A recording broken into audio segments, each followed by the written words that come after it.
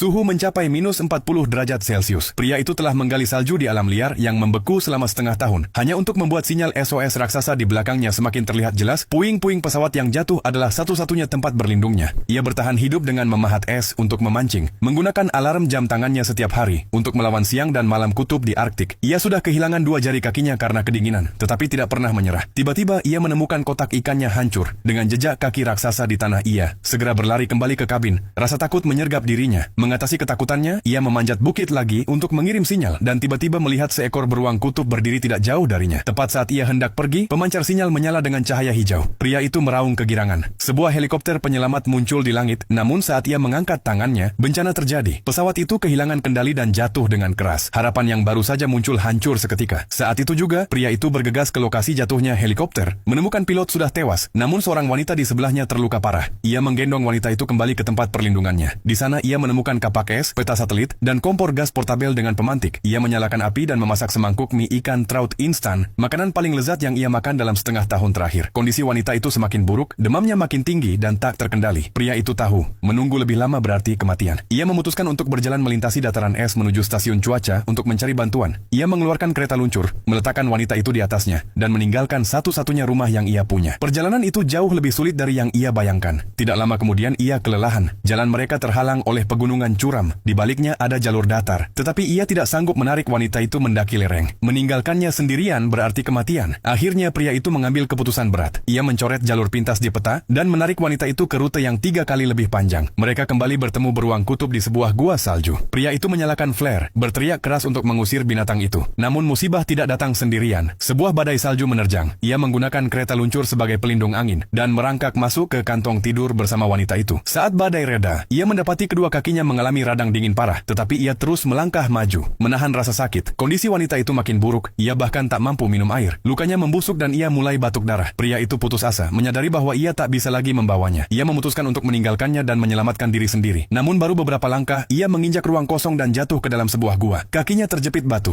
Ia berjuang mati-matian dan akhirnya berhasil membebaskan diri. Tetapi kakinya terluka parah tertatih-tatih. Ia merangkak kembali ke wanita itu. Pada saat itulah wanita itu tiba-tiba sadar dan berkata pelan dengan senyum sedih. Pria itu hancur seketika, menangis keras, menyalahkan dirinya karena sempat meninggalkannya. Ia merawat lukanya dengan darahnya sendiri, lalu kembali menarik kereta luncur itu maju. Makanan mereka habis tepat saat ia jatuh tersungkur ke tanah. Kelelahan luar biasa. Suara deru helikopter terdengar di kejauhan.